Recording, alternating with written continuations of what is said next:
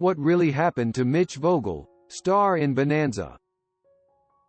Mitch Vogel was born January 17, 1956. In the Los Angeles area, Mitch somehow must have made a youthful impression with his very first film at age 12 with the popular comedy Yours, Mine and Ours in 1968 as one of Lucille Ball's brood. For the very next year he reached the zenith of his film career with the Reivers in 1969. He played the role of Lucius in the film adaptation of the William Faulkner coming-of-age novel. The film won both Mitch and star Steve McQueen Golden Globe nominations. Following this success, Mitch became a popular face on TV and in 1970 joined the by now classic Western series Bonanza, enjoying a 2-year stint on the show playing the character of Jamie Hunter, an orphan taken in by the Cartwright men and later adopted.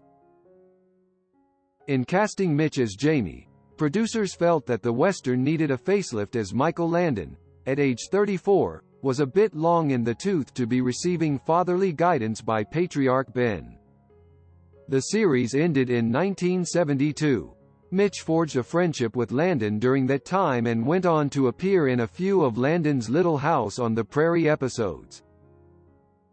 Disney also took an interest in the fair, wholesome-looking lad with the vital homespun appeal. Mitch appeared impressively for them in lead roles with Menace on the Mountain and The Boy from Dead Man's Bayou. He continued to be seen outdoors as well with episodes of Here Come the Brides, Gunsmoke, and others.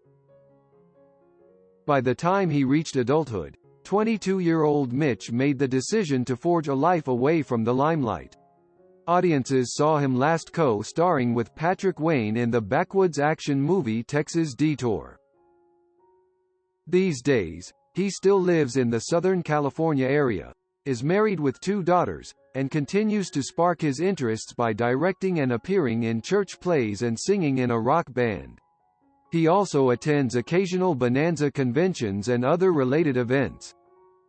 In addition to his role on Bonanza, Vogel also guest-starred on several other Western television series of the time, including The Virginian, Here Come the Brides, Gunsmoke, and Dundee and the Culhane. As well as appearing in a recurring role as Johnny Johnson on the Western frontier series Little House on the Prairie from 1974 to 1975, after which he had a starring role in the 10th episode of the Saturday morning live-action show, The Secrets of Isis.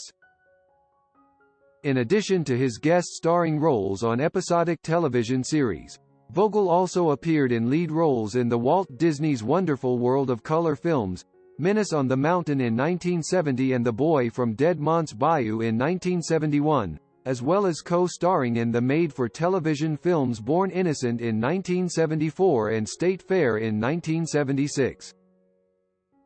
Lanky, freckle-faced, unassuming and a spitting image of how you would envision Mark Twain's Tom Sawyer character if he came alive, juvenile actor Mitch Vogel was one of Hollywood's top performers during the late 1960s and early 1970s.